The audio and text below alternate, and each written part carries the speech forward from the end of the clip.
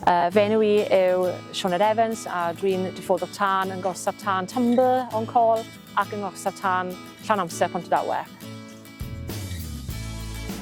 O'n I angen gwella ffitrwydd fi ar y pryd yn fy mywyd I a o'n I wedi ymuno gyda'r gym a ar ôl fi colli lot o pwysau, gwella ffitrwydd fi, oedd PTs yn gweithio yn y gym yna wedi gweithio fi, oeddech chi wedi meddwl am ddod yn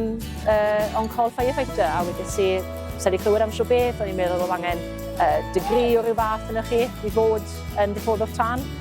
Felly, the curiosity got to me wedyn a mwy o cwestiynau fi gofyn a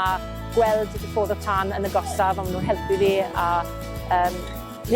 o'n i wedi penderfynu a dyma beth i moyn wneud a dyna beth nes I wedi edrych nôl ers ni. Un o'r pethau positif, allwn ni'n meddwl, pan o'n i'n 22 years old, compared I pwy fi nawr, 31 mlwydd oed, y sgiliau a'r profiadau fi wedi cymryd ymlaen a dysgu wrtho, byddwn ni byth wedi gallu gwneud yna yn swyddi eraill. Byddwn ni byth wedi gallu meddwl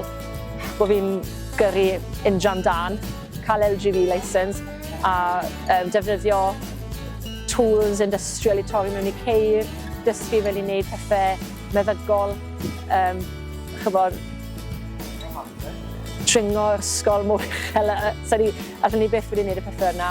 heb law am y job a gweithio gyda bechgyn y merched sydd yn gefn I chi, moyn I chi datblygu a gwella. A yn y swydd yma, chi ddim jyst yn colleagues, chi'n teulu a